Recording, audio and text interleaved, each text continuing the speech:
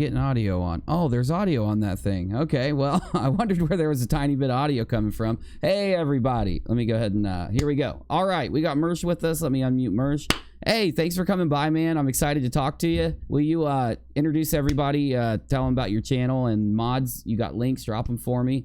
Welcome, appreciate it. Oh, yeah, thanks for having me, man.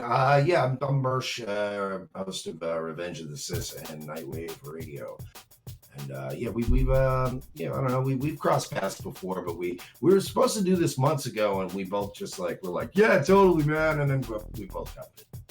Yeah, we got busy. There's been so many topics that we've jumped around with that have been big. I mean, your channel's been growing a lot lately. Mine has too. So I'm glad we got to do it now. I'm glad that we both bumped into each other again and somehow got it. I think it was Owen Benjamin or something that I was searching it and saw your channel again.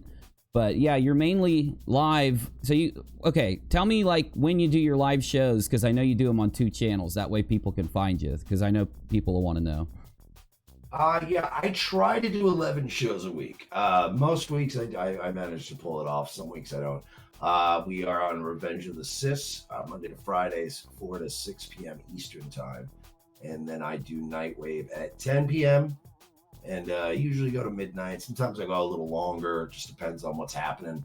And I usually do that Monday to Saturday, but sometimes I just, like this weekend, I just took off because Owen Benjamin's exhausting, and this Joe Rogan stuff's exhausting. Like, there's so many things that have just been exhausting. I've been doing a lot of drinking and yelling and smoking this week. I don't usually smoke, so I took the weekend off. Yeah, bro. I saw you talking about Jack Dorsey and Joe Rogan and the whole podcast thing, but I had no context to what was going on, and then today I saw a little bit more of it. What do you think about all that? Like, what was your opinion on your show, just so people know that didn't tune in? Like, what were you thinking after you watched? Well, when I watched live, which I did watch it live, was a complete and utter abortion. It was, look, I know, like, there are people making the argument, like, how can you say Joe Rogan sold out? He sold out a long time ago. And I'm like, I get it. But to me, it's like, there's a difference between like tricking the plebs into welcoming our new overlords because you're complicit, and bringing the new overlords on a stage and filleting them for the entire audience. Like, this was an unnecessarily over the top. Like, they just shoved this like weird, creepy globalist message down our throat and expected us to be like, oh, it's cool because pot smoking Joe Rogan said it. Cool, bro. Weed LMAO. And it's like, no, this is bad. Oh, yeah, bro. Like, Dorsey's one of the most heavy-handed bandmasters I've ever seen. Like, Twitter is just really crazy with it. I was a little bit surprised. I didn't see a lot of it. I know there's a video up of Jack and Joe talking now. What happened with that? Did he unlist it? Did he delete the video? I mean, what happened there? Did they delete comments? I mean, I know there's a lot of rumors. What do you know about it, though? Pretty much, since I'm in the middle of this, since I was probably one of the biggest, fattest mouths going, off about this last night, and there were a lot of people watching me live. We kind of pushed very hard to sort of keep records and tabs on what was happening. So it was live. Jack Dorsey's on, Joe Rogan's on, and we'll get into the details of that if you want later. But so it gets to the end of the video, and I guess it just disconnects, which it happens sometimes, whatever. And then Joe Rogan comes back on real quick and just does a quick goodbye, like to explain, like, the video went down, whatever. Hey, let's say goodbye, Jack Dorsey, blah blah blah, whatever. But it was unusual.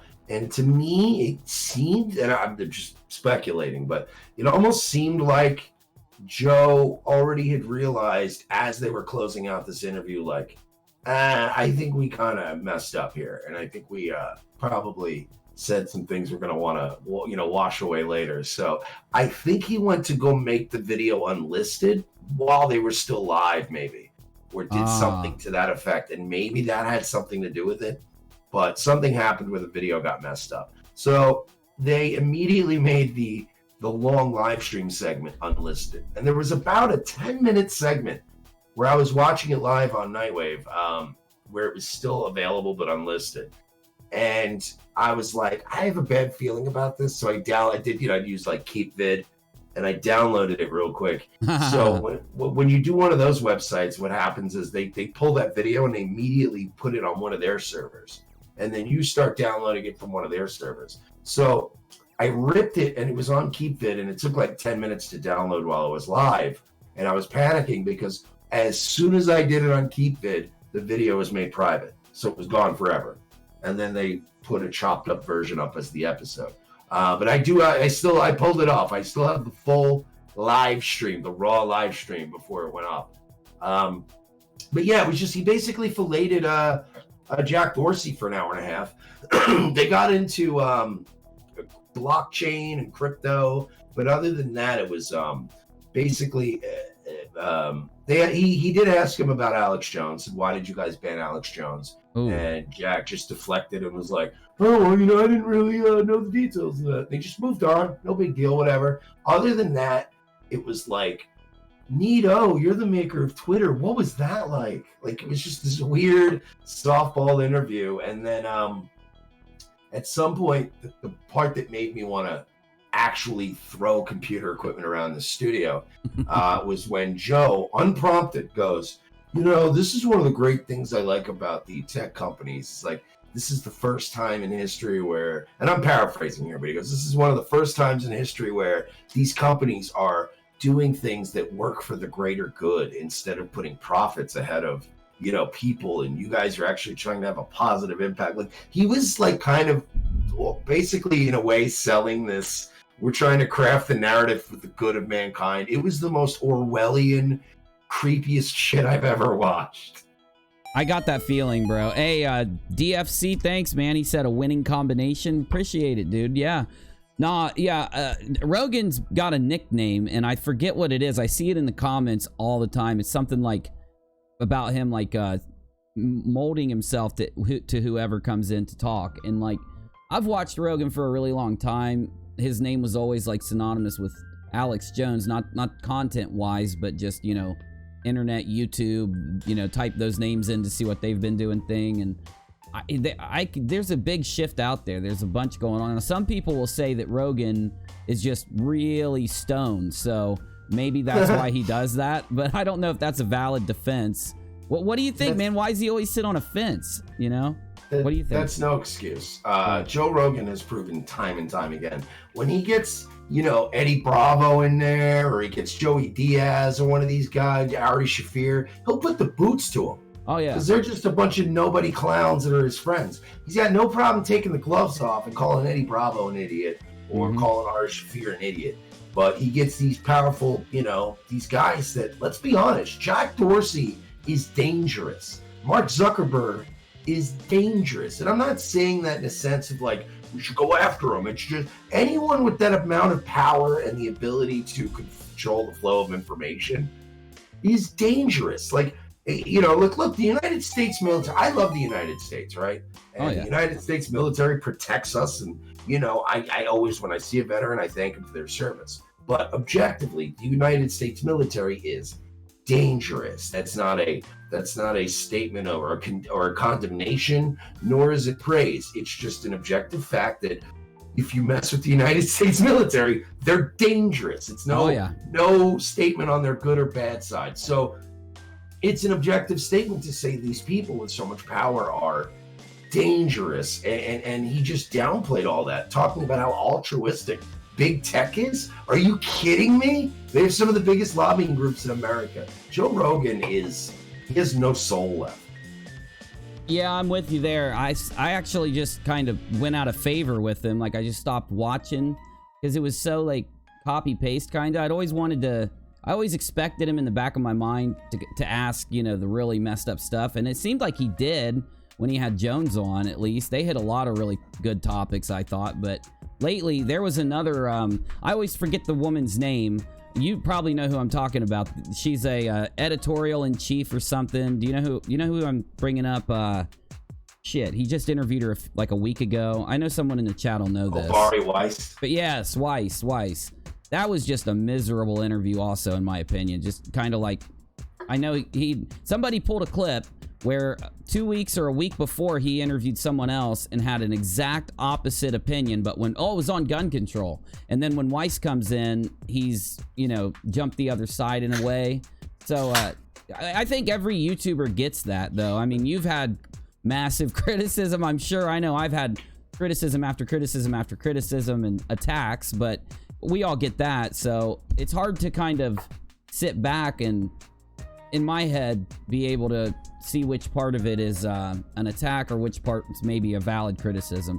The stuff with Rogan lately is definitely a valid criticism, though.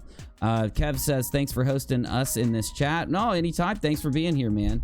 What do you think about Owen Benjamin, though? I know I'm jumping subjects, but I know you did a video on him. You've talked a lot about him recently.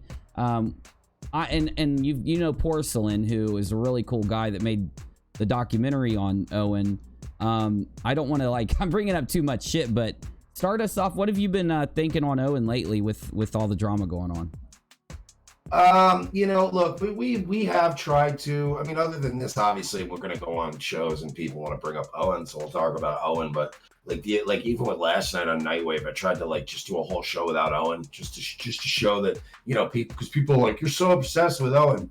The Owen thing started, because back in November, I was doing a Nightwave and Owen was live, and we were just lightheartedly going around trolling people that were live. We're just messing with people.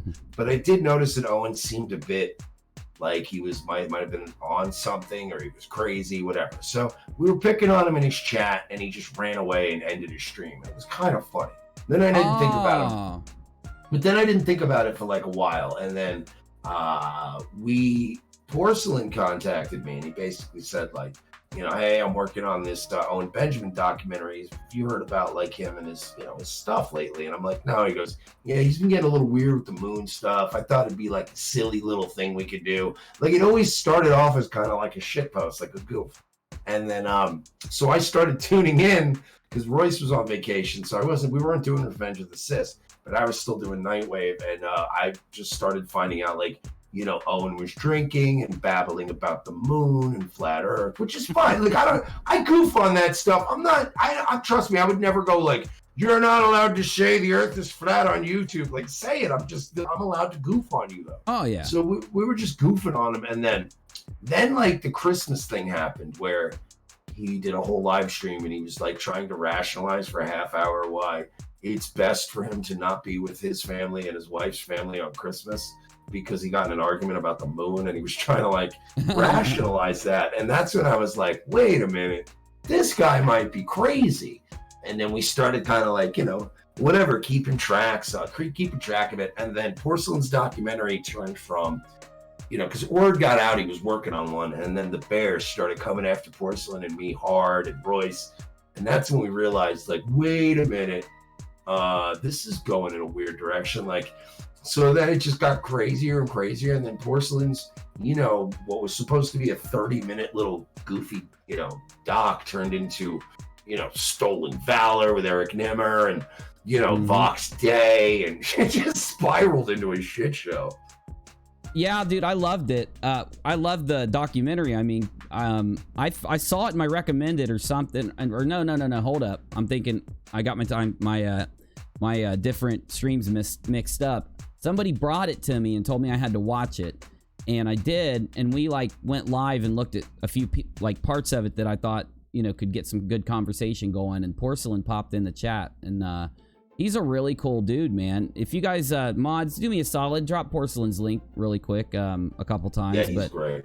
Yeah, his $1 million so Extreme documentary is probably I always tout it as his best work. I think the MDE, because he clearly does. People in the comments will say well, this is a hit piece, and you're calling people names and being mean, and you're like, yeah, but that's Porsalin shtick. He wrote one about Jim Norton and this obscure comedian Joe Matarese and all these other people. It's what he does. When he finds people on the internet that are easily, they get their jimmies rustled easily, and they take themselves too seriously. Porsalin does this, and they fucking get mad. It's just his gimmick. So the only one he ever did was the MDE one that was where he really admired and loved the subject, and he did it. And I always recommend that one to see sort of, that Porsalin's not just this hater that writes hit pieces. Like, he likes some things. He's not like they call him a lefty, and you're like, he's the biggest Sam Hyde fan outside of America, I think. So he's not a lefty. Yeah, he gave me permission to play a lot, like his whole thing, and I haven't done it yet. I'm thinking about, playing more of it, not the whole thing, but yeah, so when I was watching it and reacting to his documentary, I said that a lot in the beginning. I'm like, now hold on a minute. Is he doing a documentary? Is he shitposting here? And I remember, that stream, getting a feel for what he was doing, and I was kind of happy when I realized it. It's like, it's kind of similar to this little video I made about Owen. And when I made the video, I'd probably only had a couple hundred people that watched kind of like the numbers I get now, right around, 150 or 300 people watching. So I'm like, nah, not a lot of people are going to see this. And I dropped the video. I didn't know there was any like contention about Owen, or maybe none had happened yet, but it started to get a lot of views after that. And I've been harassed by some Owen Benjamin fans. Others hang out now and come to my live shows and I talk to him, but I don't know, man. Like, I'm like a lot of people on the internet. I don't watch podcasts all the time because I don't have unlimited time, but when I do have time, I will watch the hell out of them. And I have so many different ones that I either like or I'm interested in trying to figure out and draw an opinion on. I don't get to devote that massive amount of time in. So I'm glad to find the topics being brought up like you've mentioned and like you've talked about lately. It's a good way to sum up or get some context to these things, because a lot of it gets forgotten. It just kind of blows over people's heads. What else on NIGHTWAVE? And I don't want to make this into a damn interview. I just want to sit and hang and talk to you. No, that's cool, man. Well, what else on NIGHTWAVE and Revenge of the Sis have you been doing other than podcast? Or what did you do right before that? What other things have you gotten into? I know you talked about old crazy dude, Screwy, Louie, that whole thing. We got into. Louis Arthur was one that we were on that very early. We were one of the first shows to cover that, and I got lucky because and I still can't remember to this day, but one of the guys in your chat room tonight, Ghost House, he's like one of my generals. He's like in our little dictatorship. He's one of the generals that just does really good work. So I can't remember who became obsessed with. One of us found Louis Arthur first, and whoever it was knew that the other one would be just as equally obsessed with him as the other one. So I can't remember if it was me or him, but we sent it to each other and we're like, oh yeah, we're all in with this guy. So we just were obsessed watching him every day because this is right up in our wheelhouse. And we started hearing just all his weird, like, vaguely LARPy kind of military stuff, and how you could just easily tell immediately he knew nothing about guns or the military, or he was just one of those guys that just went on AR15.com like a bunch of times and just learned some lingo and was like, this is our forward operating base. Shut up. So we started covering, and then when he started getting all these gas cards mailed to him, I'm like, oh, I know the fucking scam now. I get this angle. So then we were just obsessed, and then we were pushing it out. And then when guys, that was when I met you because you picked up on it. So I was just looking for Louis Arthur stuff, and I'm like, who's this guy? I look into it, and you were covering it. I'm like, everyone else was going like, this guy is saving kids. You're pieces of shit. This guy's the greatest thing ever. Some people were making up stories about how he was in the military. I'm like, you guys are all, he's just a meth addict. Yeah. So we were calling it out, and then I tuned into you, and I'm like, watch, there's going to be another guy just kissing his ass. And I tuned in, and you were like, yeah, this guy's a kook. And I'm like, all right, hang on. And then you were talking about it. I think you were reading my article, and you were I was pointing out, you were like, all these you were pointing out, like, all the hyperlinks are good.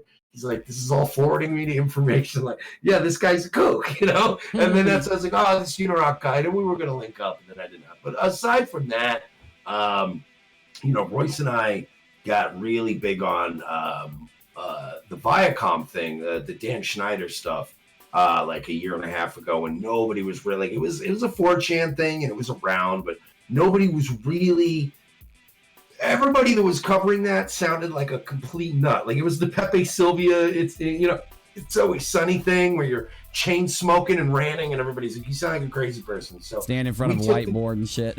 Yeah, exactly. So we were like, well, let's take the Dan Schneider thing and do what we do, which is make really dark, macabre humor and mix it with hyperbole and a little bit of propaganda. And we have a weird mixture of things we do. And let's weaponize this Dan Schneider thing because this guy's a piece of garbage. And then it got to the point where we were prank calling. I was calling his agent like live on the air on my cell phone and prank calling. I literally called his wife. We still have that video on our page. We called his wife and I left a voicemail about how I had a Dropbox with a picture full of kids, like pictures of kids' feet. And I needed to delete the files on the Dropbox so that I could, I had some other projects, and like we were just being total. Like, one of our fans sent us a picture, and there were Dan Schneider pedophile like wanted posters all throughout Williamsburg, Brooklyn. Like, it got out of control, and then he got fired, and we were like, oh, this is amazing, because to this day people are like he was a bad guy. Like, even after he came out, they never conceded the molestation stuff, but they still, even mainstream sources were like, he was a bad guy, and that was as far as they take it. And I was like, so we were right. So we did that. And so we're not good dudes at all. We're very much not good guys, but we're bad guys, and we like to use our powers to go after even worse guys. It's kind of like the gimmick now. Hell yeah, dude. Yeah, no, I miss that kind of show, man, because that was really popular. It's always been really popular to do that kind of thing, to kind of troll the just douchebags of the world, like, even harder than anyone else will. And it just seems like YouTube's going in such the opposite direction. It's cool to see. It's cool to see shows like that pop up and actually gain a little bit of traction. For now, till we get popped. I mean, it's gonna happen. This Joe Rogan, Jack Dorsey stuff. We're like, I'm constantly just throwing rocks at hornets' nests. Yeah, it's not. I wouldn't recommend it, kids. If you're watching this at home, you want to grow up to be a successful, billionaire like Joe Rogan. Don't be like UNIRock. Don't be like Mersh. Don't throw rocks at hornets' nests for no reason other than like, wait, this isn't right. These hornets shouldn't be here, and then just throw a rock and then go, oh, no, it's stinging me. But I've come to sort of to get used to it.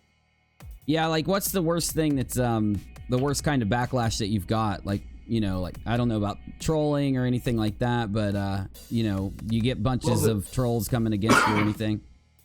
Not really. It's weird, man. We have this kind of policy. I always say we have the smartest, funniest core fan base in the world, and they all are very well organized. So they're all very good at just ignoring you. If you're a troll, like you don't get much of a reaction if you come to our chat room and shit on us. And then like a good 60% of the people that come to hate watch and troll end up liking us. So it works out. We don't really ban anybody unless they're spamming or being a complete spurg, as I'm sure you know. Yeah. That gets old. But for the most part, no. I mean, the worst thing that's happened is when we started ROTC. And we had no subs. We had nobody listening. And about a month in or 2 months in, we immediately caught a 3-month ban. And it wasn't even for like hate speech or anything. It was for like bullying, but it was a bullshit charge. And whatever, 3 months without live streaming in our first 3 months. We got our YouTube page back. We had it for about 4 days, and the Parkland shooting happened. And we played a video of the Parkland kids on CNN, like, with the people off camera, like instructing them what to say. Mm-hmm. And we weren't like, Royce and I weren't going like, hey folks, deep state globalists, they're mind controlling these kids, are crisis actors. Nobody died in Parkland. Like, we didn't go off the wall crazy.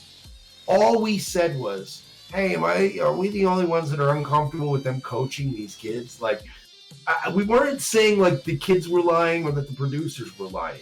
But coaching people on the news looks weird. And, again, we weren't going like, deep state crisis actors, but we were like, why are these kids being coached, and why is there a tape of it? And why is everyone okay with this? And we caught another ban for 3 months. That was 6 months of our first 7 months of existence, not being able to live stream on our main channel. So that hurt.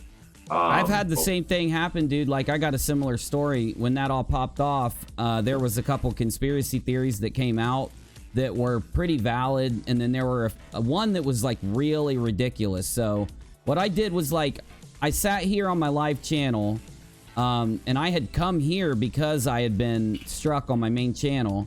So I did a stream here and told everybody, or I might have did it on Twitch now that I think about it, and I told people, I'm going to go to YouTube and I'm not going to talk about anything that's conspiratorial at all. I'm going to do the opposite and just kind of sit, like make a video where I sit and wonder what's going on and talk about this one thing I need to debunk. I wrote this script out. I said it so light, you know what I'm saying? Like I said it in a way that I didn't think anyone could ever ban. And they gave me a damn strike for that. And it kind of proved a point to me, like these types of contentious events, they don't have to have a good reason to strike you or anything. They're just going to do it, like no matter what side you're on. If you're one of us, if you kind of are real about things, I think. And that's all we are. I mean, you know, there have been times where we sided with the lefties. There's times where we sided with white nationalists. It's, you know, every time a situation develops, you know, it's best to look at the situation and the people involved and come to a conclusion, not to just go, like the problem nowadays is everyone is just joining sides and dismissing things. And they're, you know, did we just drop the stream? They're oh no, there it is. Sorry. Yeah. But yeah, everybody's dismissing each other and playing team sports, and nobody's actually saying, well, "Hold on," you know. When you go like, this guy in a Trump hat beat this young black kid up, or vice versa. When they go, these 4 young black thugs beat up a poor young old Trump supporter guy, and you go, all right, well, but hang on. Like, you know, it's like the cop thing. I always get yelled at for either being too pro-cop or being a complete communist who hates cops. And I'm like, no. It's depending on what week you tune in and which cop shot which person. You're going to hear a different Mersh, because sometimes you look at a video and go, all right, look, this cop was clearly in the right here. And then there's other weeks where you go, this cop needs to be kind of like given the death penalty right now. It just depends. And if you stay that course, you end up catching more bans. Oh, for sure, man. Yeah, that's why I don't stream on my main channel, really. It's almost useless. Every single time I've streamed there, I started out in you know, low viewership. It builds up, and then, you know, right when I go viral, I swear, dude, I've put out I'm not saying, I know you believe me, but like people in the chat will say like, oh, shut up, you're lying. No, I've done a video for every strike I got. Every strike was on a viral video where I'm logically kind of breaking down what I'm seeing going on, and, you know, struck down. The YouTube, you know, lifts the strike in 2 months, 2.5 months. No strikes. I go back to streaming. I go viral. They shut me down. So I just eventually said, fuck it, and came over here and started doing what I do here now. I mean, I still put up stuff on my main channel. I just don't do it that often, but it sucks. Yeah, it sucks, but man, you know, the thing is, it's like you broke past the, there is a certain point you got to break through, like, and hit that point where you just have enough, like, inertia. And, you know, UNIRock's not, like, they can't stop you now. Like, they, you know, they can InfoWars you, but now you have enough people. You know, it's the same thing with me. I'm building up, like, a thing where hopefully I'll get enough people. You know, even, what are they going to do? Kick you off a site? You start on another site. Like, look at Stream.me, like, Ralph Retort, Killstream, Medicare, Worski. A lot of these guys have pulled a lot of bodies over to Stream.me to keep that place going. And it's, you know, and my only problem with that, because everybody goes, go to Stream.me, and I'm like, that's fine, except the only reason Stream.me exists right now is because it's not a problem yet. But, you know, there's going to be a slow news week, and somebody's going to say or do something dumb on Stream.me, and enough Upper West Side bloggers are going to get together and go, Stream.me is a problem now, so we're going to go ahead and declare that a problem. And the minute it's declared a problem, Stream.me loses all this free speech status that you think they have right now. The only reason you have free speech over there is nobody gives a shit about Stream.me. It happened to Twitch. It happened to Twitch, man. Let me read out this donation. Tactical Discord said, the SPLC employee YouTube flagger cries out in pain as he strikes you. Thanks for the dono, man. I appreciate you. No, you're right, dude. Stream.me is that way. I was on Twitch because every YouTuber's saying Oh no, Twitch won't. Twitch is not as bad as YouTube. Twitch is free speech. I think I made it there for like 2 months. I got up to like a pretty big audience and had shit, dude. Twitch is really good for like subscribers, and I think I had 200 paid subscribers, and I got banned over a CrowdStrike campaign from some dude that, you know, I ended up saying unfavorable things about. So I'm still working on getting unbanned from Twitch at this point. I think I told you that earlier. Twitch is weird because I don't even use it enough. Like, what are the rules? Like, do they? Like, Oh, I know it's like, is it a 3-strike rule? Like, No. like, do they do the? How does that work? So Twitch is different. It's just insta ban, but they ban you for 2 days or 5 days or a week. Now, if it has any, here's my experience. The things I got banned for on Twitch, honestly, were just they were really ridiculous. They were just, if it wasn't a mob of people that came at them and lobbed a bunch of strikes at me, I probably wouldn't have been banned. But when it's something like that, they're really weird. They're really heavy to keep the ban hammer down. Now, I will say this. They've been pretty cool lately, and I'm pretty sure I'll be streaming back there in the next couple months, but it takes so long. Like, if a troll group manages to knock you off Twitch, it's not like YouTube where they'll get back with you in a week or 2 or 3. It literally takes a month or 2 or 3. But the rules are... it was kind of lax. It was a lot more lax than it is now, but I actually streamed there for 2 years. It's just I didn't catch fire or anything until close to my ban, but they got bought out by Amazon, as everybody knows. Right after that, now it's just, you know, the same as every other network with a no strike system. It's just like the first time you're screwed. So not cool, really. Yeah, I mean, I've only had like I've been popped on Twitch where they took you off for a day. It's like a 24-hour ban.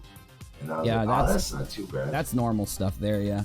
Probably get those a lot as you go. What did you think of the Killstream, dude? I've never talked to you about it or seen you talk much about it. Like, did you ever tune in and watch it? Like, were you a fan? And what did you think about when they got knocked down? Yeah, I actually like... there's things I like, and then there's things I dislike about Ethan Ralph and the Killstream. I'm not fond of some of the company he keeps. Yeah. That's just me. I don't like that Warski Blood Sports crowd. But Ethan Ralph came in with Killstream to sort of replace Tonka Saw.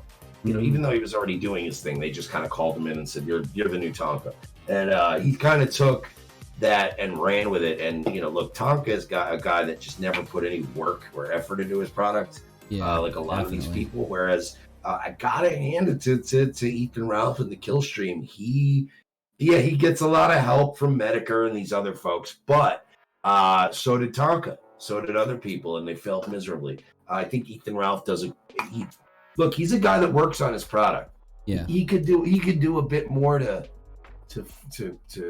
patch up the visual element of his program, but who cares? He's obviously doing better than I am, so who am I to tell him what to do? But he does at least put work into getting exclusives and staying ahead of the curve and staying on top of trends. So, I like the show. I don't listen to it that much. I have my own repertoire of shows that I watch that are very much outside of the universe of the mainstream YouTube stuff, because I don't like to get bogged down. Like, I don't want to be a guy just talking about Sargon and Tonka and the same crap that everyone else does. Yeah, so I kind of with you, dude. Yeah, I get way out of this YouTube sphere. Like, I watch one of my favorite shows right now is for years has been Red Bar Radio. Mike David, that guy does a great show. I like Comtown.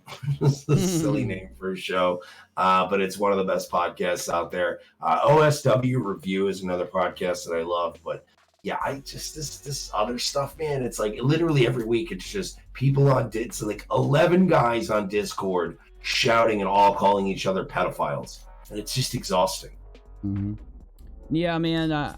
I liked the Killstream's been responsible for some really good exposures or content or getting attention towards some things. That whole Mundane Matt thing, the fact that it blew up is a really good thing for YouTube, because like it's just the ultimate irony, making your your whole living or your whole show's made off of the fact that you get struck and get muted, your voice muted, but then you find out that's all he's been doing since he grew his sub base.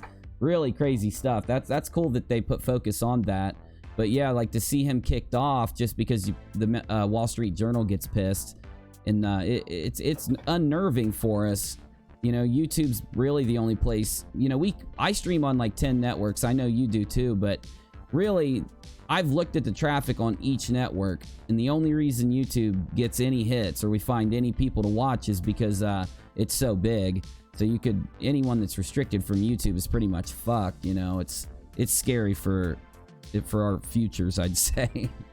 Oh yeah, it was one of the worst ones I think I saw. Was the it was the most egregious one, I think, was Killstream getting kicked off because they aren't they're definitely like deep, like crazy uncensored, but you know, I don't think like, you know, I don't get the impression that Ethan Ralph is a goose-stepping Nazi or, you know, that any of these guys, you know, are trying to build ethno-states or kill anybody. And, you know, quite frankly, even if they were trying to build ethno-states and not talking about violence or breaking the law, I get kind of weird and libertarian about that. They did get kicked off because of, you know, for the same reason that $1 Million Extreme got and Sam Hyde got silenced. For the same reason so many other get silenced. Because they can do it. Because they can do it to you. And if they decide to do it to you, what are you going to do about it? It sucks to say, but... It's true, man. It's true. We're not all Keemstars. We don't not all of us get to make new channels every time they ban us down. Man, there was something else I wanted to say about him getting struck, because it ran into another topic, but it just left my brain. I'm going blank there. Anyway, all right. So let me make sure I tell everyone that's here. I know a bunch more of my people jumped in, I can tell, but this is Mersh. He has 2 channels, Revenge of the Sis, and make sure you're subbed there. The mods have been dropping links, and NIGHTWAVE Radio. He's a live streamer, and it's really rare to find, but he puts a lot of production value in, takes a lot of time, and thinks about what he's saying. He's a really good speaker on his show, and he agrees. Well, we have, without really even meaning to, seen the same perspective on a lot of stories that we've come across, which I think is pretty cool. It's kind of a rare thing here on YouTube. What do you think about new conspiracy theories, man? Like, you haven't talked about what you think about maybe, like, I don't want to go too far out into crazy town, but are there any conspiracy theories you've seen lately that are charging through YouTube that bother you, or that you might focus on more in the future, or anything like that? I think a lot of this stuff, personally, like, I think the conspiracies have been sort of how do you even say, but like appropriated. Yeah. And they're sort of now like how do I say it? But basically, conspiracy theories are like the new paperback romance novels at the grocery stand. Yeah. Like, to me, QAnon is a good example of, and I don't know how some of your audience might hate me for this, but you know, the Q thing has been a LARP from day one. Oh, like, no, that's exactly what we think. Don't worry. Yeah, that's what I thought, you know, but I'm just making, but you know, the Q thing, like, for instance, is a great example of, you know, I don't know if you remember the movie My Cousin Vinny. Oh, yeah. But I have the same innate skill set as Vincent Gambino in that movie, where I'm not a smart man. I really don't. You'll never hear me on my show tout my IQ or my connections to the deep state intelligence community or any of that bullshit. But I am a guy that you can ask my listeners. I have a very high batting average that when a human being is saying something, immediately I can go, yeah, okay, look. Yeah. Like, I can give you 9 reasons why it's bullshit. And I'm just good at that. I'm very good at reading people, and I'm very good at predicting human nature. It's not as unpredictable as people think. People are actually easier to predict in this universe than other unforeseen events. The human factor is not as big of a factor as people think. So I'm just good at reading people, and you know, the Q thing from the beginning, I was like, I'm not buying this. Like, this is I could tell a LARP. I know when something's being set up so that Bill Mitchell and Lionel Media can make a couple shekels and sell a mug. Like, I know true, what's, bro. So you know what I mean? Like, I see through shit. So, like, when people go, oh, you're smart, I'm like, no, I'm the dumbest son of a bitch on YouTube. But I know I'm stupid, so I'm constantly, when somebody goes, guys, follow me, and my heart goes, oh, I want to follow this guy. My self-awareness of my dumbness makes me stop and go, hang on a second, what is this asshole selling? And almost 9 out of 10 times, it's either a mug or a shirt. That's all I'm saying. So yeah, man, all this I'm stuff right is, with you. and that's why I like you too, because you're on the same page where as soon as somebody goes, guys, I got deep state connections, I know about a Luciferian pedo cult, I've always liked UNIRock's show because he's the first guy like me to go, hang on, does this guy have any mugs or shirts for sale? Somebody pull that up first before I even take this asshole seriously. Yeah, man. I think that's what gives us a lot of maybe more closed-minded people are quick to just click away from our shows because of that. But I really think that we pull in a big number of open-minded, real people out there who aren't sheeped out to the point where they fall for it immediately. Like, I try to be nice though. Like, I know you guys troll a lot and shitpost a lot, and I love doing that shit, bro. I do. I love it. But I'm on the other side of it just with my show. You know, in real life, I'm doing that shit all the time. But on my show, I try to at least I don't take them seriously, but I think from the perspective of thank you. I think from the perspective of if let's just do a quick couple red flag checks. Let's just like you said, are they selling something, and what does that mean, and what did this guy say a year ago? How many other predictions has this guy made? I just saw this one dude that predicted the world was going to end. Kev Baker told me about it, actually, from the Kev Baker show. This dude predicted the world was going to end during the supermoon, and of course we're sitting there on the night of the supermoon watching a couple of his videos, and then holding our breath to see if we all die or not. But yeah, YouTube's the perfect place. I've had this other like famous quote where I always say, if you want to have a really successful channel and make a bunch of money right now, just create a bunch of conspiracy theories and every single night take a different one to your show, and eventually you're going to go viral and get a huge following. But it'll die quick, of course. But if you want to stay in for the long haul, get up there and be you, and it'll eventually work out. So. Well, yeah, and I think we touched on it a little earlier in that I was saying that just taking the harder road, not pandering. Yeah. Because not only do you, like you said, people create things and then ride it, but how many people that know QAnon's bullshit that had nothing to do with even, like, if you create a hustle and then milk it, I almost have more respect for you. Whoever created QAnon, I hope he's got $1 billion in crypto. He earned it. Oh, yeah. But all these Bill Mitchells and Lionel Medias, all these other scam artists, these Brendan Dillies, they're scumbags. And the reason I hate them is because they create nothing. Like, it's like they didn't even create the scam or the hustle. They just saw the hustle working and went, well, I also know QAnon. And you're like, man, fuck you, dude. I will punch you in the face. I just said that like 3 days ago, man. I just said that exact same sentence almost. It's crazy. Yeah, it makes me mad. And going back to your other point, you were saying, we are a little meaner than you. You didn't say that in so many words, but we are meaner than you. We're not the good. Like, again, we have a different tactic than you. It's the same way where, if we're going to fight the culture war, which I believe you are another guy like me who is fighting the culture war. Yeah. I'm sure that is what you want to set out to do every day. Everyone has a different role. We can't all be heavy machine gunners. We can't all be aerial support. You know what I mean? So we need good cops and bad cops. You're more like the diplomacy and intelligence community. Yeah. You're in talking and shaking hands, drinking wine with diplomats and finding out things. Me and Royce have a different approach. It always has been. We're 9/11 style. When we see somebody like Crowder or somebody who's doing something that we think we're full of shit, we are going to just fly a plane into them. There's no, because then people will all look at the plane, go, what the hell was that about? And then we'll all have a discussion about why it happened.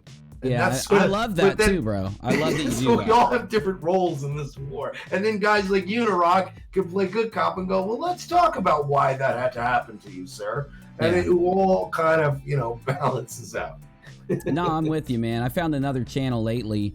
I don't know how this guy feels about my show yet, but check it out when you get time. His channel's named Magic Kool-Aid, and he started streaming recently more than I think he used to, or more often, but he has the approach where he'll just pull up scammers, he'll pull up, I mean, he finds more people than I could ever find to talk about, and he just rips into them. It's really funny for one, but it gets the point across also, which I hope more people do that. I hope more people, you know, the live streaming needs to balance out. We've got a bunch of good live streamers. We got a bunch of people that are trying to just do a show or get content and do it the best way they can. But like you said, with many of the people you named, there's too many live streamers that pop up like, you know, I'm Trump's best friend and shit like that, or, you know, I know the secret. It's so annoying. And, yeah. It makes me so mad. It's one of the things Yeah, I bro. really, it makes me want to punch people. Like, we're obsessed with Brendan Dilly now. If you guys check out Revenge of the Sith, you'll notice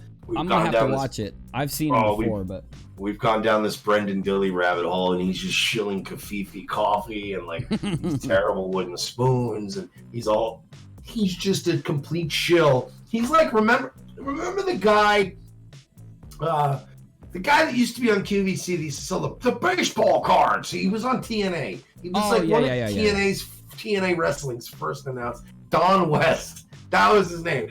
Don West was his name. He's like Don West, except he claimed the difference between Don West and Brendan Dilly is Don West goes, I'm just a fat guy selling spoons.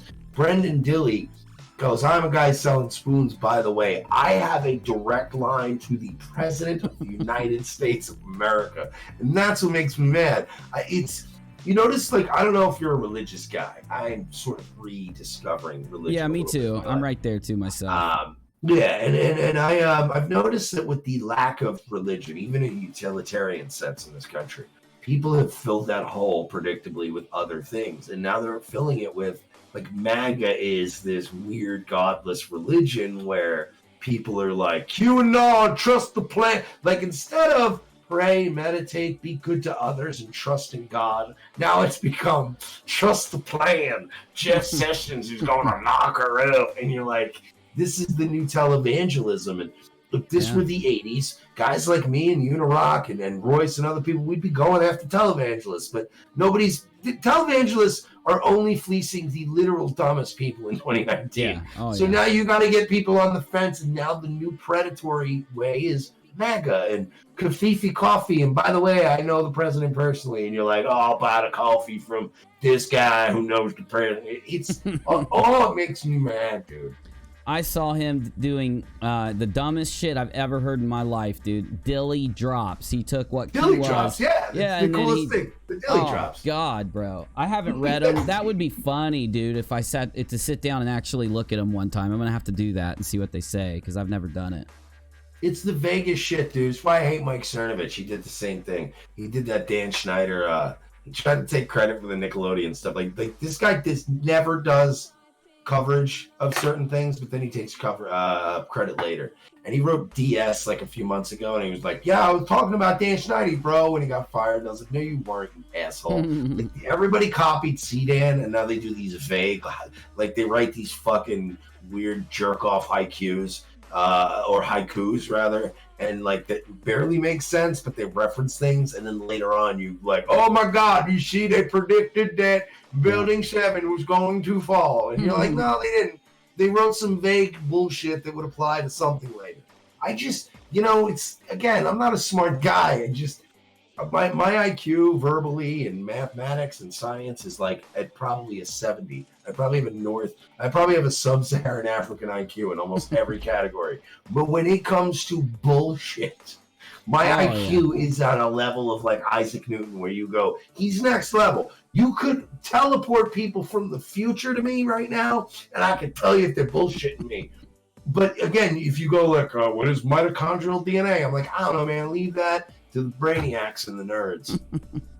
I'm with you, dude. I've always had that ability in my life too. People always, from a different way, but people always told me I was really good at reading my family members and my friends. And but see, like, it's crazy because like the way you're describing it and the way you do it works into the way my family members would tell me. Like, I was always a lot nicer about it. So I guess our personalities kind of shine through here a little bit. But where are you at in your like? Do you have siblings? Yeah, I got a brother and a sister. Yeah, Are you the oldest? I'm the oldest. Yep. Yeah. I knew it. I knew it. That's all it is. That's basic.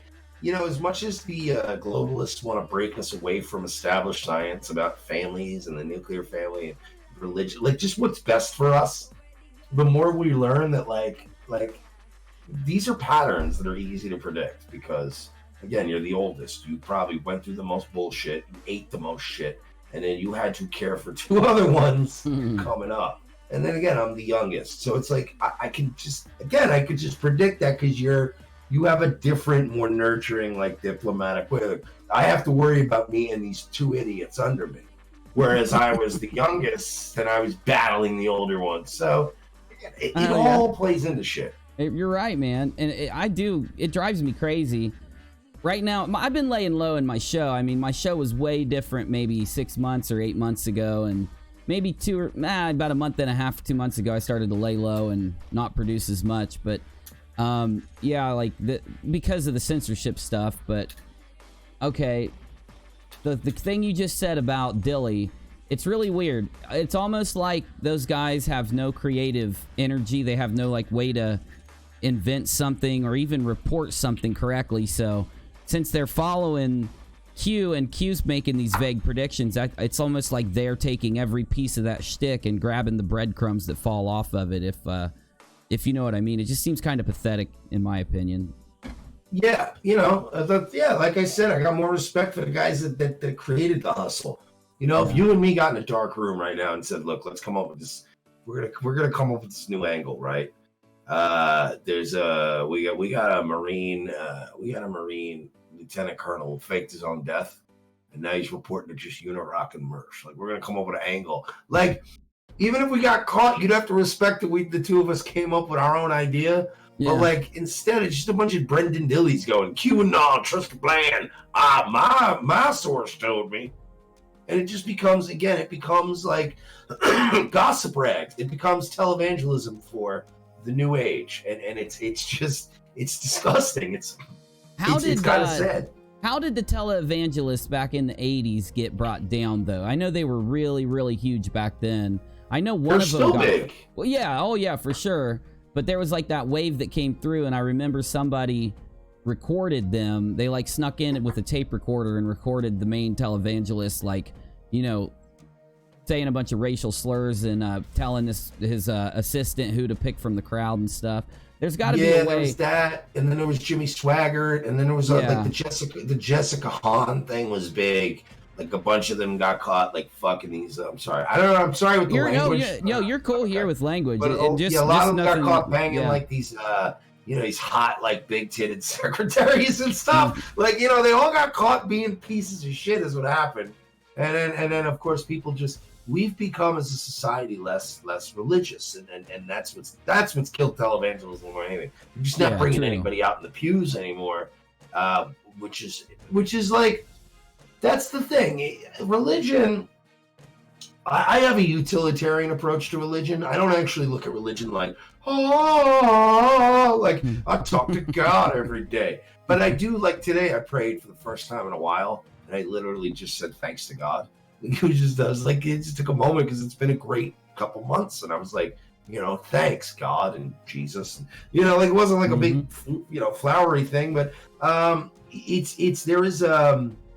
I don't know, there's a utilitarian look at it where it's not about, Jesus is going to swoop down from the heavens and save you from a fire or something, but it's more when you look at data and science, right? Like you look at a family that is not a single mother home. Let's say you have a family that is mother, father, 2 kids. Their odds are already in their favor, right? And then when you take those 4 people and they go to church every Sunday, depending on if it's a church where there's a lot of diddlers, but I was lucky. I was brought up in a church that didn't have diddlers. So it provides these certain things, that this structure and these good things, and it's just like things that are good. Again, a utilitarian approach where it's not like about, oh, Jesus is the light of my life and I'm never good. Like there were these, like I was brought up in one of those churches where we're like, we're born again. It's nothing bad's ever going to happen again. Because it's just retarded people. But you don't look at it that way, and you look at it more as just structure and giving you something to look forward to that's bigger than yourself. And just things like that, charity, like all these things that communists love. It comes out naturally inside of you when you're just a good Christian. Yeah, man. You know, I grew up Methodist, I think it was. We switched churches, and I remember that we everything kind of changed a little bit, but it was like that there was always this big argument about, and I've never bought into this much either, but a lot of people will say you can kind of just get forgiven for every messed up thing that you've ever done instantly when you're willing to ask for forgiveness. And I've never bought that part. And then we got into a church where they didn't focus on that, and it was more about actually meaning it when you want to be forgiven for something, or you get what I'm saying. But you've seen churches where they're the opposite. It's like, oh, okay, you robbed a bank and punched an old lady in the face and, stole $1,000 right before this girl had to pay their rent. Just go and pray and you're forgiven. I was always raised differently than that, even in the church. So I think that might be why I always look at things from a different perspective. But I'm like that with religion, like you also, where I keep it low key, and I don't really try to bring it up much. But yeah, on my show, I love talking about it, though. It's just, you get judged on YouTube. I'm not saying people should shove it down people's throats, and I don't present myself as this Christian guy at all. It's just not how I do it. Yeah. I just that's just an opinion of mine as far as, and it's like you just said, like I grew up the same way. Like I got turned off and spent a lot of time being an evangelical atheist because me too. I grew up in a church where you just were like, oh, you raped a chick, but now you're sorry. Cool, we won't tell the cops. And you're like, that's not how it works. Yeah. Whereas, no, I think that there is step one is you make it right with God. But then you do have to make your deeds right on this planet, it doesn't count. And I think that there's ways to apply it. And again, without being a pushy asshole and go, oh, you're not Christian, you piece of shit sodomite. And you're like, you're not helping. You know what I mean? It's the whole thing is to just let data, like again, data and science backs it up. Look at the nuclear family that goes to church on a Sunday. Those kids probably aren't getting diddled. They're not like, there's no mom's boyfriend over. There's no fucking exposure to RuPaul's Drag Race. There's just not that going on. There's no hormone replacement therapy. And then that kid's going to grow up to be a state senator, not your kid whose penis you're cutting off. So that's just how I look at it. I can't stand it, dude. I can't stand the society we're in now. I can't stand it, dude. Like, I get so outraged if I watch television or watch the news anymore. It's just, this timeline, dude, did you ever imagine it's 2019? I swear, all the time I say we died. Cool now. Yeah. Like Mormons and Amish people, you're like now, like, hey, you guys are all right. What's up? What are you doing? I'll learn how to carve wood. Back in 2012 when everybody was saying that the world was going to end, like now after seeing PC culture become mainstream and like the thought, I got to tell you this too, but I'm entertaining this thing that maybe we did all die in 2012 and we went into like a hell on earth dimension or some shit, but you get what I'm saying there. I saw this thing. I got you. How about this? I like your theory, except it's 2012. And for some reason, the Hadron Collider did it to us. I'm with you. You know what I mean? The Hadron Collider just zapped us. But like we died, like it was such a momentous level on such a microatomic level. It flipped that even everything. Though we died, we somehow living like Schrodinger's cat just got zapped into an alternate dimension now. Man. It's just now it's bizarro, like Link to the Past. Ganon got the Triforce, and now we're in this other world, and all the trees are dead, and everything's flipped. Yeah. Oh man. Just a bunny that can't do anything. I get it. Yeah, I saw this thing today. Okay, Matt Christensen was talking about it. He's kind of a big YouTuber if you don't know who he is. He's really good. Yeah, I know he is. If no one in the chat's subscribed, check him out. But he was talking about today that he watched a high school debate, and one side lost because he was trying, his side of the debate was literally saying that the color of your skin does not affect, you know, shouldn't judge whether you should be your thought process. That's what he was. That was his argument, even though I said that horribly. Well, the other side chimes in, and this girl's saying, no, you're white, so you don't get to have an opinion on racism, and that's my side of the debate. And the teacher literally chimes in and says, okay, the boys are disqualified, the girl's right, she gets the point. And it was like this huge explosion, this whole contentious thing. But I'm sitting there watching it like, how can a teacher literally take a racist statement and say it's not racist and then hate on the other side just because the kid's white? Like, the teacher literally was being racist in, you know, giving the points out, and it represents everything going on in our society right now, but it's so backwards. What, you know, if you don't mind me asking, how old are you too? How old are you? Like, just age range. I'm 35. Okay, I'm right there too. So we've been through the opposite, you know. I'm treading. I'll be 36 and trudging towards 40 on May 13th. So.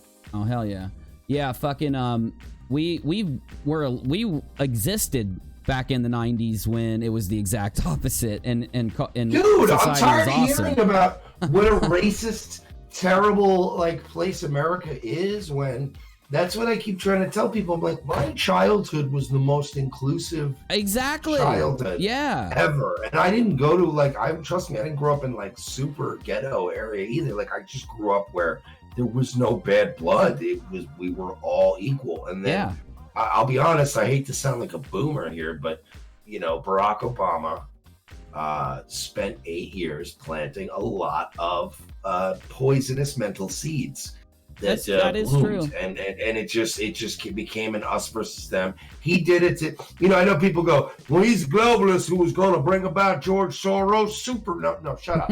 What it was he just saw it as a way to stay president. Racial divide got him the votes he needed, and he was going to stay president at any cost, and he just divided us. And by the time we got back, it's now white versus black. And let's be fair, Trump's doing what I want him to do, which is not pander.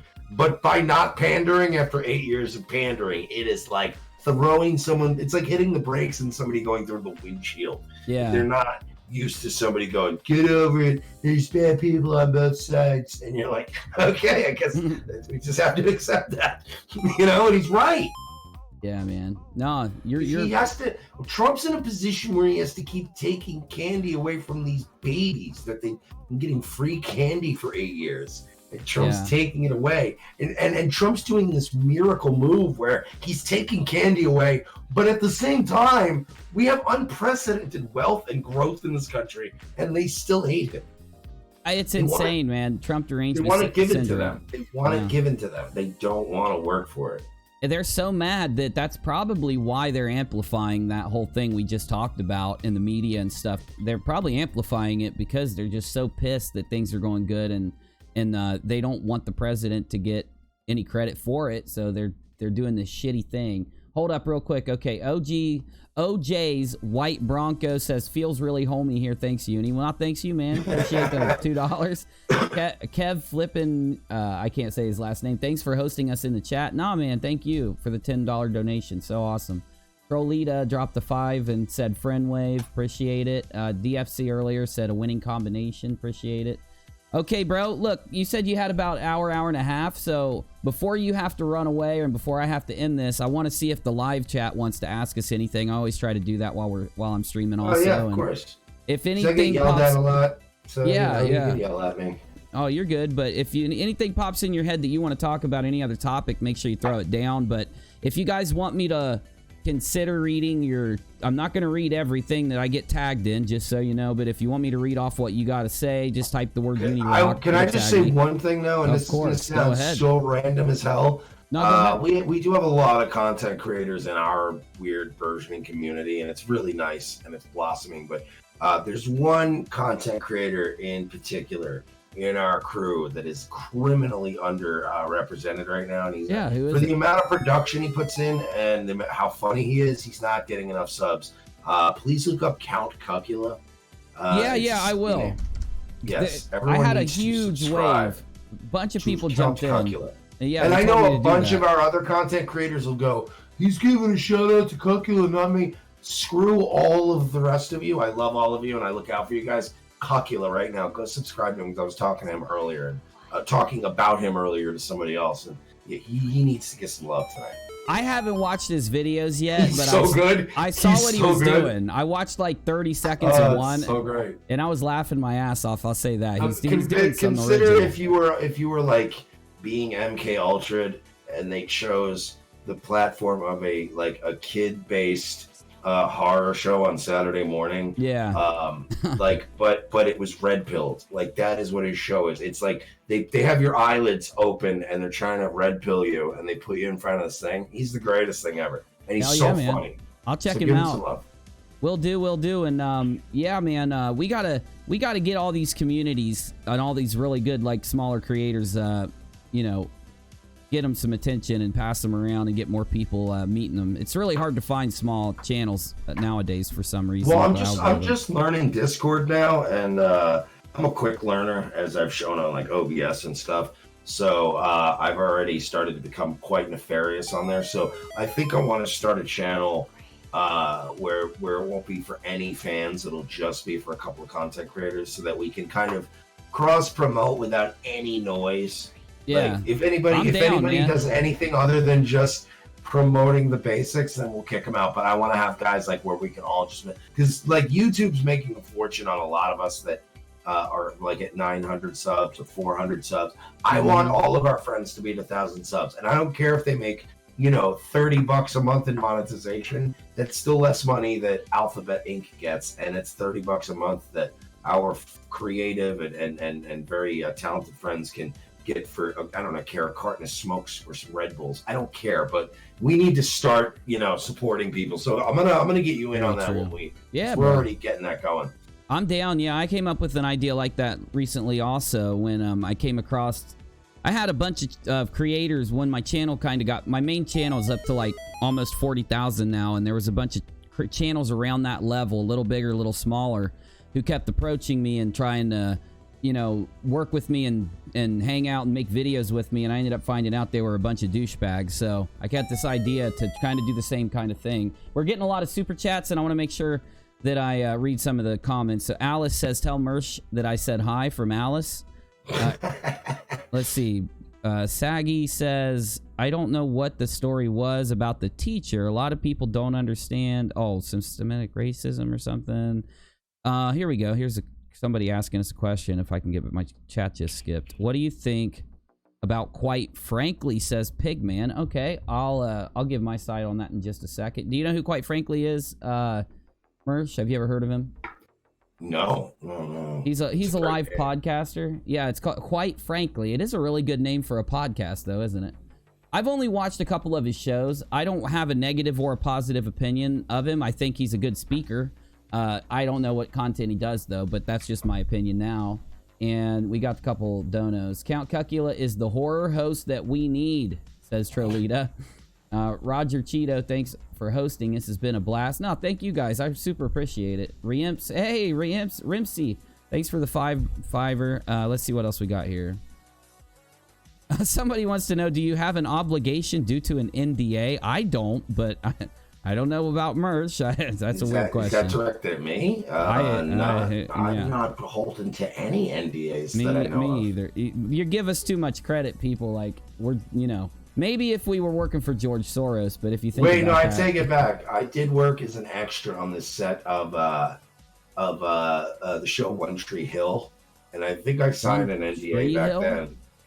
One Tree Hill, you don't remember that show? Oh yeah. That's an old. That's 2000s or something. I think I remember. Yeah, I was in an episode of that, and I didn't have to sign one then, but I'm pretty sure it's null and void by now, and I've already nullified it by talking about it all the time. So.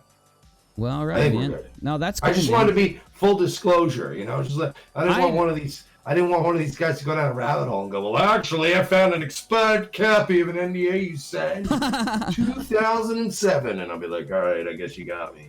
Nah, dude, that's not. I don't see how it's always a bad thing for, like, a lot of people on YouTube look at certain professions as a bad thing. Like, I don't get the Hollywood.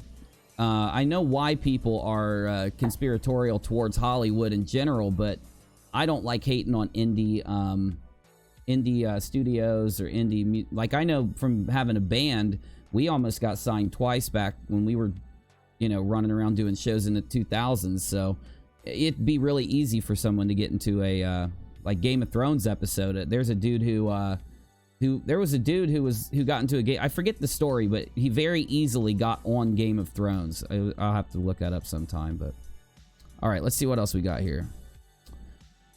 What does Mersh think about Bill? Wait, what is it? Bill Browder?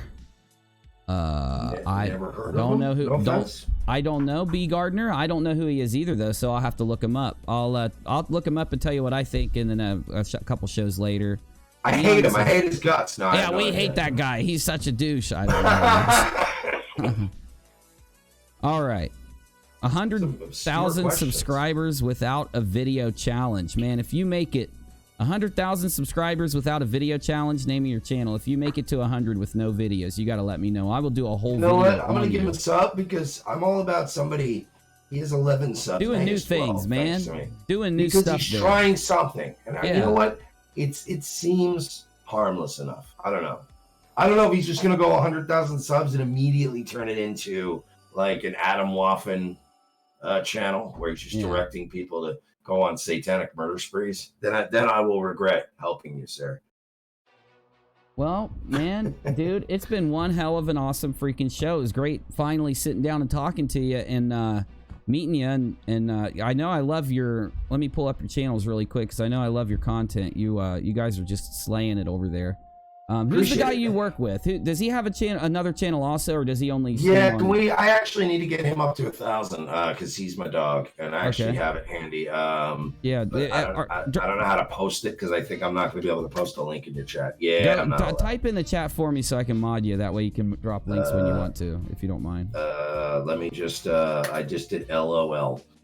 So yeah, if you do that, I can give you guys a link. I really need everybody to go over and sub to my boy because he does what we do is basically like with Revenge of the Sis is the main show. It's the A show from 4 to 6. But then he does a daytime show called Daywave, and I do Nightwave. So we both kind of try to have something going at all times of the day, but yeah, please, I just posted it in the chat. Everyone please go over there and subscribe to my boy.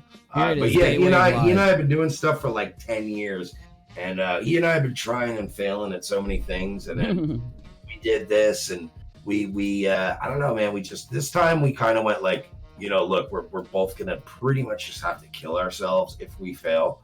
So let's like just kill ourselves with work, like Japanese people would. And we said we'll either succeed at this or die from all the work we're doing. Yeah. And we legitimately just kept going, and now we seem to be where we're at now. So it's pretty cool. So I appreciate getting to come on shows like this and spread the good vibes. So yeah, I appreciate you having me, dude. Man, I love it. Seriously, I'm trying to do more stuff with other creators. I'm hosting I usually do it once every week.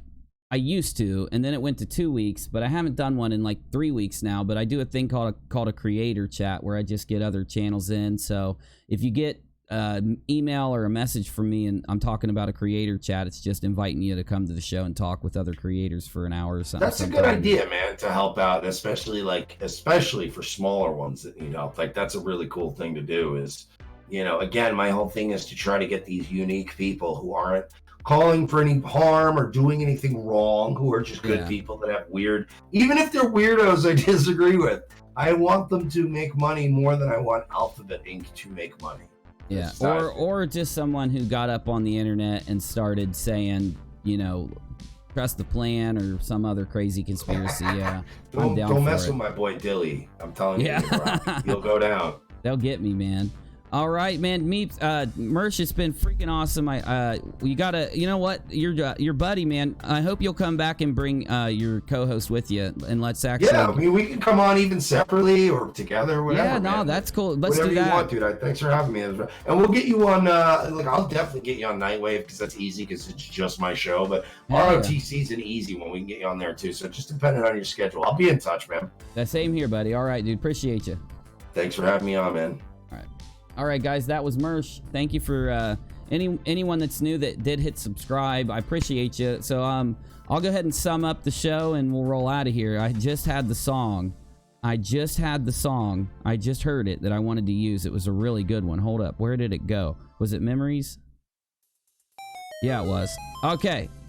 I think it was this one. I hope I'm right. Thank you, Mersh. NIGHTWAVE Radio, Revenge of the Sis. Thanks to everybody here. I'm going to go ahead and sum this up, so don't go anywhere. Give me about another 5 minutes. Let's do it.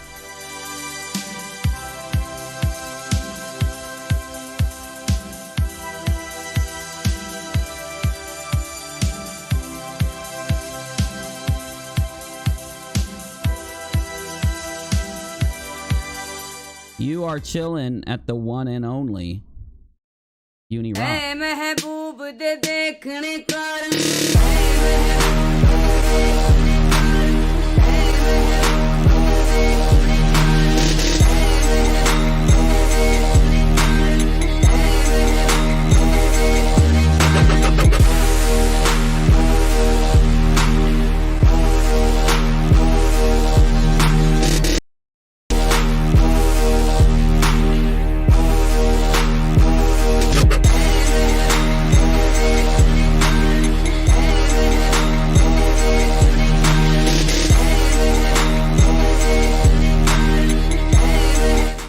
I think we got a little bit of buffering there. I don't know what just happened, but yeah, we're still here. We're just buffering out. Let's see. We're coming back in. Oh no, we dropped again.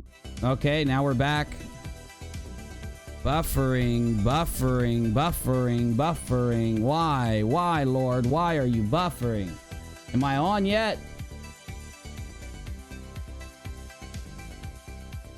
I think we're back on. Okay, we're back. All right. We are back. We're back. Okay, kill the music for me. Where have you been, by the way? No excuses this time, buddy. All right. Yeah, man, Mersh, me and Mersh bumped into each other back when the Screwy Louie thing happened. And I think Mersh talked about it really early, and he did like an article, and I talked about it maybe the day or two after everybody started flipping over that whole thing. And I was really quick to break down that first video and call him out for lying throughout the first video, the Screwy Louie guy, not Mersh. But then Mersh was really quick to also call out all these other things, and including the points I made. So one thing's for sure, I don't find many other live streamers out there who go into these types of I call them LARPs. I just heard Mersh call that a LARP, so I'm assuming he uses the word LARP a lot, but I go into these types of LARPs and I laugh my fucking ass off at them, because there's just so many people that wait until a trend pops. They go in and they become fake. They don't become real. I don't give a shit if you talk about a trend. That's a good thing. It'll grow your channel. It'll get you exposed to people. But if you're going to go in and become, let's say it trends to freaking do body painting your boobies on Twitch, and you go there and you become all of a sudden the best body painting expert overnight, and you've been on YouTube for 2 years and never ever done any body painting or even talked about it, but yet you're the expert because it's trending. That's the equivalent to what a lot of people do in order to gain subscribers or get a following. So, you know, and I'm sorry about the buffering, guys. It buffered for a good 5 seconds. That sucks. But yeah, usually that doesn't happen. We've noticed that the weather, we're in the northern part of the United States, so the weather does affect us. This new cold wave is really just torn live streaming to pieces for like days. In fact, I heard a really big YouTuber flipping, the Owen Benjamin thing. I thought Owen Benjamin was having choppy video because everyone on the platform, if they were in the northern part of the United States or farther north in Canada, due to that really cold weather, a lot of people had choppy video. I just did for a few seconds, and I never have buffering or anything. I got really fast internet. Anyway, back on topic. Thank you, Mersh. I can't wait to go talk to those guys over there. What I hope we can do since Mersh is one of the first people, like I was trying to say a minute ago, once I bumped into them and looked at their show, I'm like, these dudes are kind of they're not gonna mold themselves to a trend when it pops off. They're gonna look at it and call people out who are doing that. And I don't see many other live streamers that do that. So I'm happy. I hope what can happen is like maybe when the next big LARP pops off, and I pretty much assume that me and Mersh will have the same viewpoint. There's a good chance we'll have the same viewpoint due to like us agreeing about a lot of things in the past. Ironically, maybe if we do agree, we can get together and start talking about these and get him in and get his opinion. And it'll be cool to have another good bullshit detector out there to reference, because there's just too many channels who I've worked with on a couple videos or had on a couple streams. There's too many people that are the opposite. They'll take any trend and become they'll push it to the max, especially if it's of a conspiratorial type. And you know it's bad when YouTube jumps in and wants to censor conspiracy theories. They're doing that because so many people are lying about them and writing them, and that's what the platform is becoming now. It's like, hey, do you want a big channel? Just pick the conspiracy trend and write it while it's hot. It's fucking ridiculous. So it's really cool. Thanks, Mersh. Appreciate you. So like he said, Daywave is his co-host's channel. Nightwave is his personal channel that he streams off of, but they both stream right here on Revenge of the Sith. And I went back and looked at a little more of their videos in the last day or two, and that's one of the main reasons why I thought, you know what, I'm gonna invite him on. But they're doing some really good stuff. I'm really impressed. I hope you guys are too. I hope you decide to subscribe is what I'm saying. And if you're like one of the creators that Mersh was talking about, hit me up, man, because we might not be able to get more than 1 or 2 people into creator chats every week or 2 or 3. If I get more smaller channels, medium-sized channels, and bigger channels wanting to come here and talk, then I'm going to start hosting the chats more often. So if you just email me, UNIRocktv@gmail.com. So this is the part of the end of the show where I say thank you to each person that put in a super chat.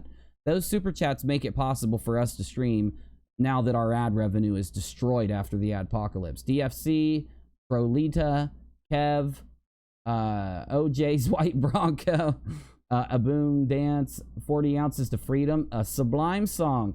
That's a great Sublime album, actually. That's one of my favorite Sublime albums. Some of the best songs are on that album. Trolita again, Roger, Reamps, appreciate it. Missing Line, enjoyed the stream. Mersh is awesome, says missing, what is that, line or link? It's missing link. And Nicholas went ahead and dropped $2 more. Thank you. I appreciate you. I do have this option in my super chat that I turn on. Most people, if you make a super chat that has curse words in it, it'll mute the super chat. Mine doesn't do that. It won't show the curse word. It changes curse words to like bunny, and like if you say fuck, it'll put it up on the screen and say like bunny rabbit, or it'll say like left shoelace. It picks a random word that's not a curse word and substitutes it. Sometimes it makes the sentences a little weird to read, but it's at least better than muting the whole thing. And I think we just got another one from, oh, that's on Streamlabs. I need to look at Streamlabs. We might have got others. Dodger, Red Bull Bucks. Thanks, dude. Appreciate you. And like I said before, man, there's been a lot of people that have subscribed, or I'd shout you guys out, but you do pop up on the screen. Thank you so much for subscribing if you did. I'm going to get out of here. I want this stream to process and get uploaded so that anyone that wants to watch the replay can. Let me just make sure it's not going to be unlisted. And maybe, hopefully you'll stop back, hang out. Oh, no, wait. I can't forget the most important damn thing about one of my streams. You tell me right now, one more chance to tell me whatever you want to say about this stream, about Mersh, about any topic that we talked about. I always try to go to the live chat one last time before I end the show. You got to type the word UNIRock to guarantee that I'm going to see it, though. And just let me know what you think, especially about the topics in the title that we started off with, which are Joe Rogan and Dempsey, right? Was that it? And I think Owen too. Didn't we put that in the title? Joe Rogan, Jack Dorsey. I always call him Dempsey, dude. Joe Rogan and Jack Dorsey issue podcasts and YouTube. So we talked a lot about YouTube, and we talked about Owen Benjamin's recent. I wanted to talk to him more because somebody was saying that there was this thing where Owen like kicked everybody, or he ended a stream, or like because of the something weird. And I know that Merch talked about it, and I meant to have him talk. I'll have him bring that up next time. Anyway, we're going to the live chat for the last time. Hopefully, if you guys, please tell if you got anything to add it in. I'm going to shut up, and we're going to go as soon as I click this song. I like to look for good songs to play. I don't like to just hit any old. I'll play one of my songs. Here we go. If it'll play.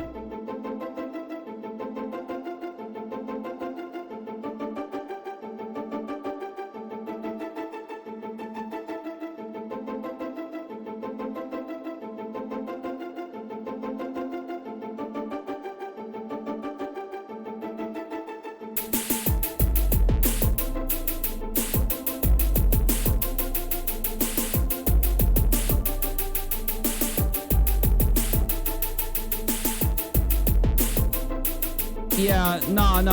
I don't mean every. I just mean when there are curse words on Super Chat. When there are curse words, it would. That's what. There's an option in Streamlabs to instead of putting stars over curse words, it'll show them on the screen or some shit. I don't know. Maybe they got rid of it. It used to be that way. They change things every day. Let's do a stream together, says Alice. Do you have a channel, Alice? Nassim Wave from 8 months ago. That looks like, what's his name? You know who I'm talking about. Oh, shit. What's that dude's name? I forget. Hoax Wars takes her and does a lot of stuff. Hit me up. Email me. Gotta upload some more videos if you want to get on, though. Marty says, great show. Thanks. Thank you, Marty. Appreciate you.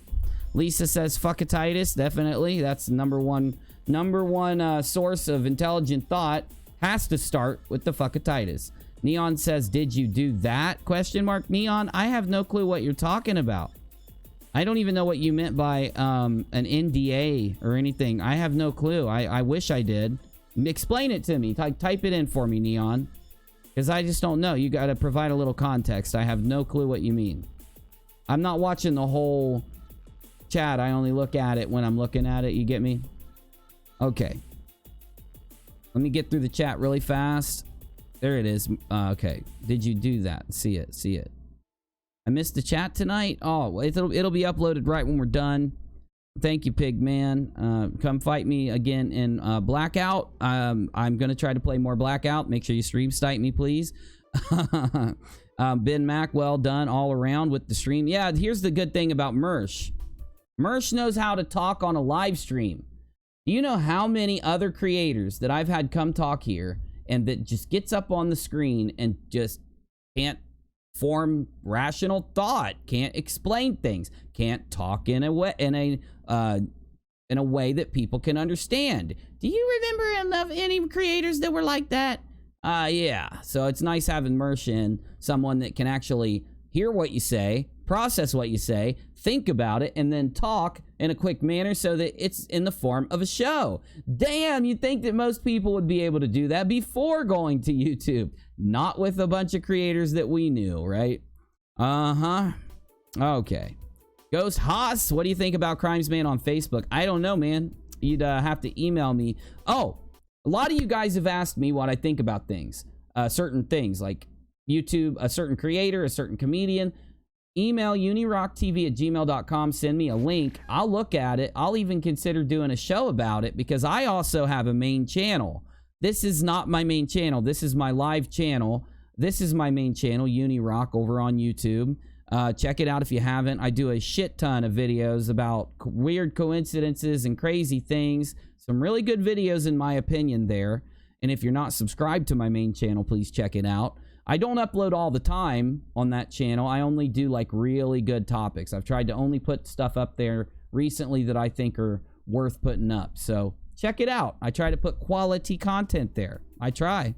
Let's see. Roger Cheeto, new sub. I already feel at home. Dude, there's one thing about this channel that almost every YouTuber who's ever found my channel or any viewer says, and that is that the live chat is really nice and that they're always welcome. They feel welcome when they come here. So I'm glad you feel that way. That's the goal, because I talk to the live chat all the time. I get opinions from the live chat throughout every live show. I constantly go back to the live chat way more than I do in live discussions, of course, because I don't want to cut off people, but I incorporate you in the live stream a lot throughout all the streams, and I always put your chat on the screen. So, okay, where can I send some Bizzy art?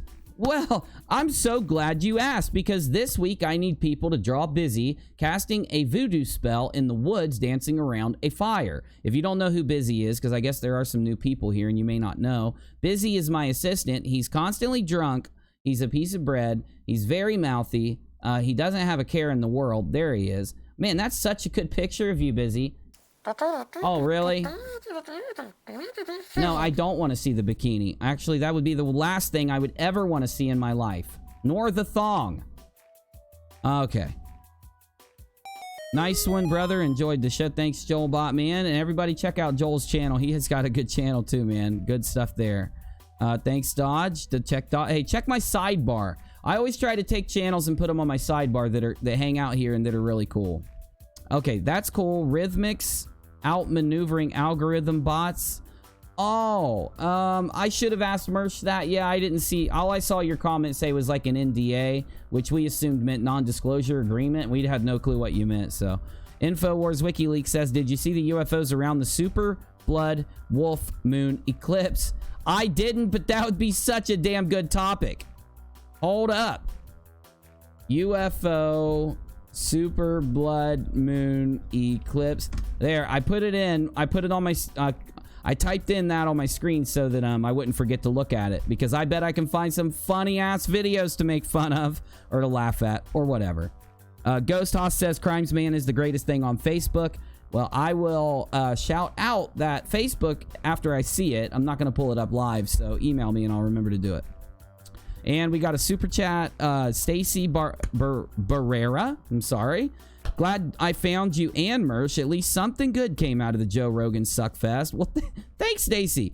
Yeah, you know, I don't know what to think about the Joe Rogan thing, and Mersh had talked about it on his show, and I thought, you know what, this is the perfect opportunity to have somebody explain everything and try to, you know, hook us up. So I'm glad I have more context to it, and I'm going to look more into it after this. If I form an opinion, I'll make a video, and I upload videos here a lot. So 100,000 subscribers without a video says, how is your day?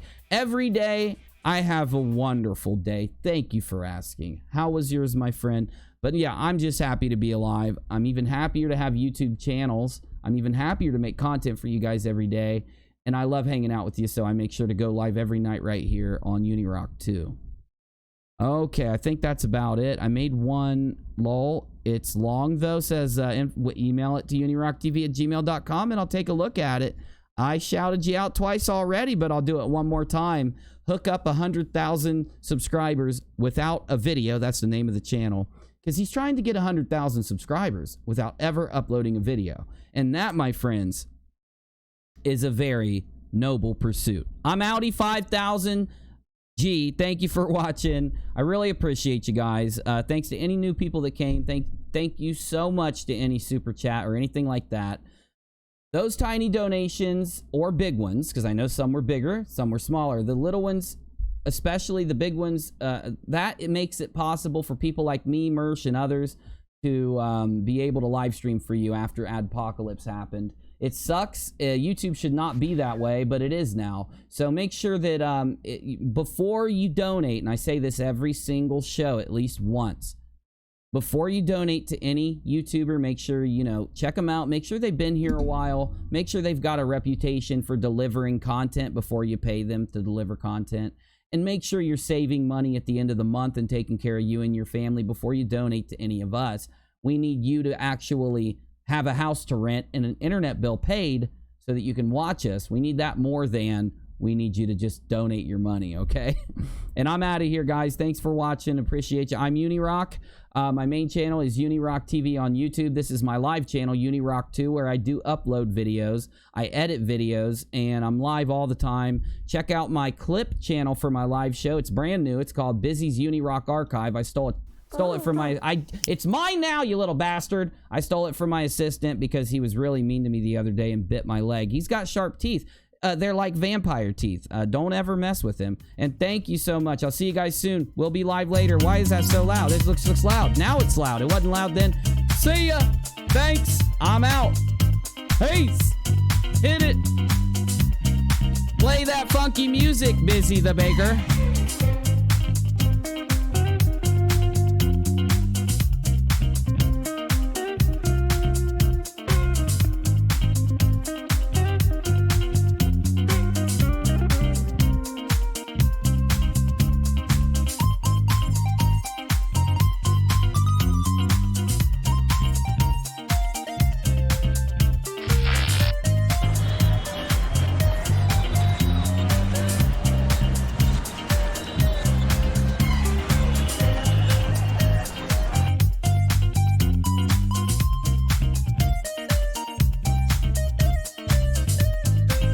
And last but not least, if you do end up liking this channel, we have a member button, a join button next to the subscribe button. For $4.99 a month, you get access to custom emojis. We've got like 20 of them. And you get to come to member-only live streams, and you get an invite to my Discord server. Lots of cool stuff. Thanks for watching. I love you. I'm out of here. Thank you.